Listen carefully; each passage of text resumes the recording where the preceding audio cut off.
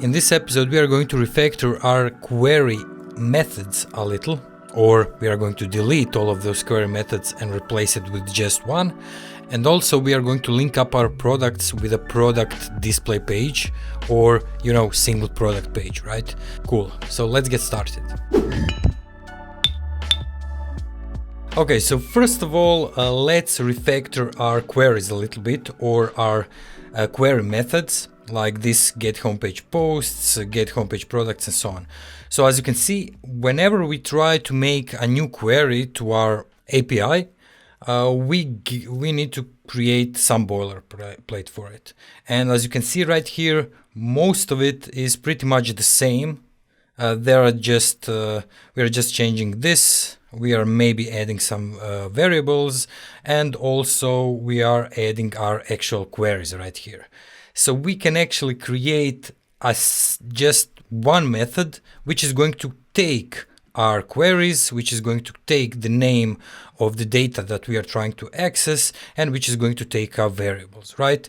So instead of every time writing this, we can just get by with just one query method, and we are going to add it here. So I'm just going to call that query method get data. And now our query looks something like this. So it's pretty much the same, except we replaced everything with variables that we are going to send here. So we are receiving query, which is our actual query. We're receiving the data name. So for example, products right here, and we are receiving variables. So this is going to be our variables object. And that's it. Let's just save this. And actually, let's rename this to not be queries.js, but we are just going to rename it to be getData.js. So this is going to be called getData.js. Okay, great. Now that we did that, we can pretty much delete all of these, so that we are left with just one query. And also this is going to be our default export. So I'm going to export it here. So export default get data. We don't need this. And that's about it. Okay, save this. Now what we need to do, of course, if we go to our website right now, as you can see, we are of course getting a lot of errors because we don't have this get data method, and all of our methods have been deleted. So let's go to index.jsx and replace those queries. So first of all, let's replace the queries for our categories. So here, where we have get homepage posts, get homepage products from queries, we are going to delete this. And instead of that, I'm just going to import get data from queries get data. Okay. We can delete this postcard because we are not displaying any posts. So we are doing a little bit of cleanup here. And as you can see, I'm already getting errors right here. So we don't have get homepage filter products, get homepage products, and so on. Okay, so let me just show you how this is going to work for categories, for example. So instead of awaiting for get homepage categories, I'm going to await for get data. And inside of it, I want to pass it a query, which is called homepage categories query. Okay, and PHP Storm already imported this for me. So if I go right here, as you can see, it says homepage categories query. And then we want to give it a name, which is just going to be categories. Save this. Next, we need to handle product filtering. We have two queries right here. So just like we did for this one, we want to get the data. And instead of just sending the query key, we are going to first of all send our query, which is called homepage filter products query. Don't forget to import it if your code editor doesn't import it automatically like PHP Storm does. So homepage filter products query, we are going to call this products, and then we are going to pass a variable to it. Or we are going to pass object with variables. So this is going to be our object. We are sending categories, right? Because if we go to our homepage queries, our variable is called categories. Okay, categories is just going to be query key 0. Great. And the last thing that we need to do is we need to change this homepage products. This is also going to be get data. And we are calling homepage products query. So this is the query where we just get all of the products that we have. Homepage products query, and the name is going to be products. Okay, so that's it, I think. Let's see if this works. So if we go right here, refresh this page, we are getting everything. Let's see if our filters work from the previous episode. So heads, t-shirts, mugs, everything works fine. And as you can see, if we go to our get data, we just got this one method that we are going to use throughout this series or throughout this course. In homepage queries, I want to just do one more thing, and that is to remove this homepage post query, because we currently aren't getting any posts, so we don't need that here. And that's about it. Okay, so the next thing that we want to do is when we go to our products, I want to click on this product and get to the super duper head page or original t-shirt page and so on. So there are a few things that we need to do first. So how do I want this link to look? I want this link to look like products, t-shirts, like I have here, which is remembered from when I was preparing for this video. So I want a URL kind of like this. It's going to be products, t-shirts, and then original t-shirts. So this is a category, and this is a slug of our actual product. Okay, so how do we do that? Okay, so first of all, we are not getting the slugs for our products. So we need to go to our homepage queries, and wherever we are getting products, so for example, homepage products that we are using here, we want to get slug. Okay, and also for homepage filter products query, we also want to get slug here. Okay, great. Now, the next thing that I want to do is I want to go to product card JSX, and first of all, I'm going to import a link from next link, because we are going to use that link to link up our products, and we want to wrap everything here inside of that link like this. So we have link, then everything is wrapped in an A tag and so on. So what I want to say here is something like this. So I want to go to products, so open up a template literal, and here we want to do products, and then we want to get the category, and then we want to get the slug of the product, right? So now we have slugs for our products, we are not getting it here, so I'm just going to do slug and send it through our index.js file here where we are displaying all of our products. So I'm just going to say slug is equal to product.slug. But what I also want to do, and we need to change this, is I want to get the category slug, which we are also not getting. So we also need to go to homepage queries and go to category ID, and say slug right here. And also for our products, for all of our homepage products, we want to say slug here also. Great. Okay, once I save this, now we can go to our index.js, and instead of sending in category like this, so because currently we are just getting the category name, so we didn't have the need for the slug, I'm going to delete all of this and just get the first category. Save this, and now in our product JSX, of course now our product name will not work, so we are going to say dot category name, but here we can use category slug and also the slug that we are getting from our product. Now if I save this, let's go to our browser, refresh it just once.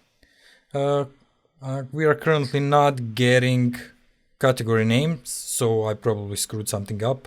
Let me just click on this. We are going to get an error, but as you can see, we are not getting the category slug for some reason. So currently we are getting products, undefined, and super duper head. Of course, we are getting 404 because we still don't have the template for our products. We are going to create it just a bit later, but first of all, we need to fix this. So what is wrong with this? So I forgot that this should actually be categories ID, and then this should work. I think, I hope. Okay, so we are getting t-shirts, mugs, hats, and so on. Refresh the page again, and now if I click on this, we are of course going to get 404, but our URL is now okay. So it says products, hats, super duper hat. If we go to the t-shirts, we get products, t-shirts, original t-shirt. Great. Now what we need to do, we need to create a template for displaying our products, and we are going to do that in just a second. Okay, since we are using Next.js and it handles its route by folder structure, so we need to go to our folder structure. In our app folder, we go to pages, and in here I'm going to create a file called slug, but that file called slug is going to be inside of two directories. So the first directory is going to be called products, and then the second directory is going to be called square bracket category, and we close the square bracket, and then the other one is going to be called slug.jsx. So this is going to be our actual file where we will be displaying the product information. So if we take a look at our structure right now, so we have pages, inside of pages we have products, inside of products we have category, and then we have this slug.jsx file. And now I'm just going to paste in some boilerplate here. So what we are doing is we are just exporting product page and saying this is our product page, and that's it. So just to see if this works, so that we don't get those 404 errors anymore. If I save this, go to our browser, and as you can see already it says this is a product page. Now if we go back, if I click on any of these, we will get this is a product page. Great. Now we need to import some data to that product page, and that is what we are going to be doing right now. Okay, so first of all, before we get to getting the information of our single product, we need to know how to get that information from our Directus API. So now if we go to our GraphQL playground, we can get all of the products by just doing this, right? Products and then the fields that we want to get.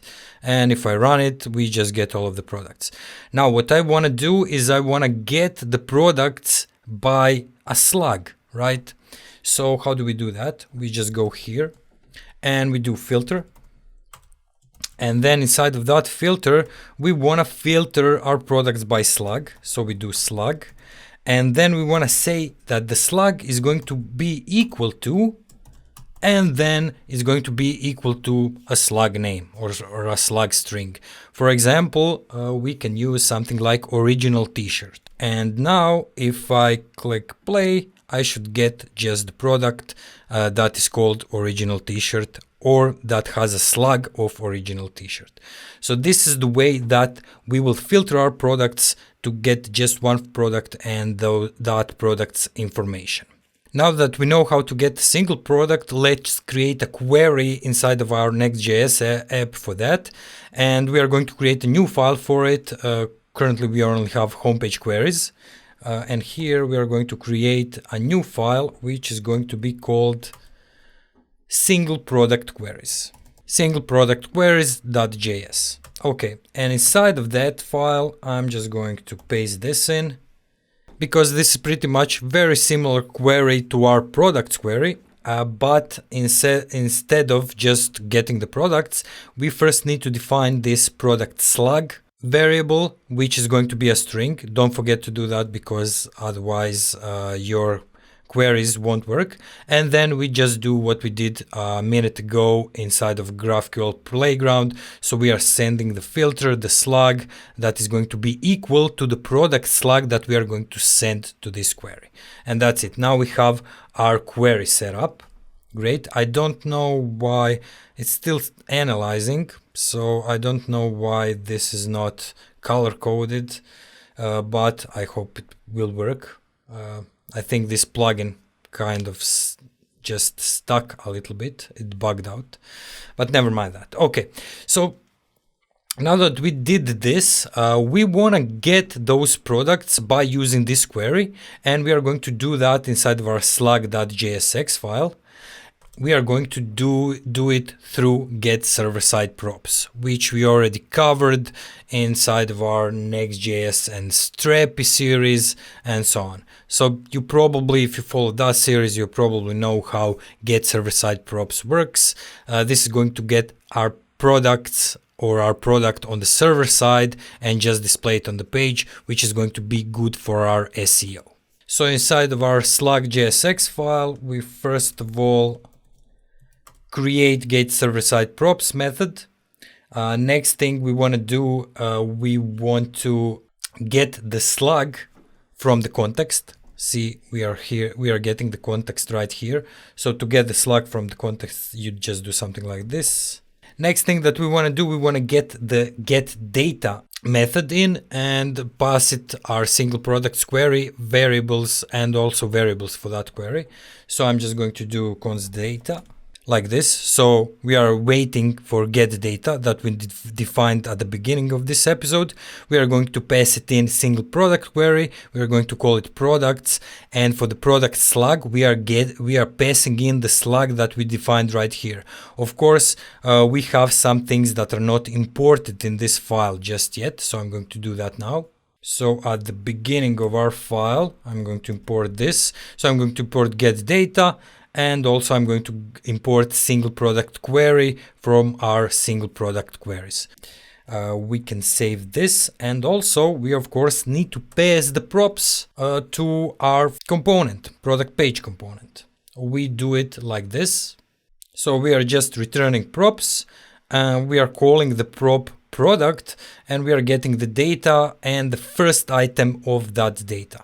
So to see if this works, let's just go right here and do product. Okay, and now we just want to console log it out. Save this, go to our browser, open up our console, refresh it and make it a bit bigger. And as you can see, I'm getting the product. You can see right here it's mugs, so the category, very good mug is our product. Let's see if this is aligned with that. So we are getting the product of ID 3, the product name is very good mug, the slug is very good mug, the price, and so on.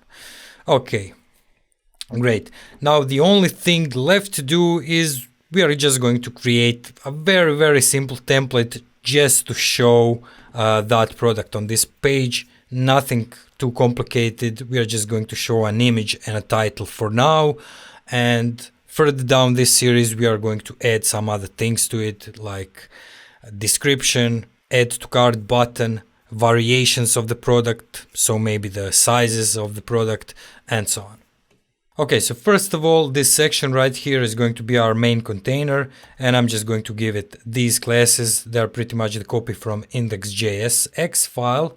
Next thing I want to do is I actually want to import head right here, because this is going to give us the title of the page that the Googlebot can read, so that our CEO is nice and it's working okay. So like this, we are defining head. The title is going to be product name. So we need to import head from next head. We do that right here. Now if I save this page, if we go to our browser, as you can see now here for the title we have very good mug. Great. Next thing I want to do is actually I just want to import our assets URL, because we want to display an image. So I'm going to define that right here, just like we are doing in our product card JSX, right? This assets URL. Okay, now below the head, I just want to define a div with the class name of mdflex. This is going to transform our div from just being a regular block into a flex once the screen is of medium size, like this. Next, I wanna import an image right here. It's just going to be inside of a div, and then we are calling an image with the class names that are also copied from product card, and we are getting the assets URL. However, we need to change this. So we don't need to change this. So this is good. This is product image.id, and we are setting the width and height to be 385. Great, and now all we want to do is we just want to display the product name.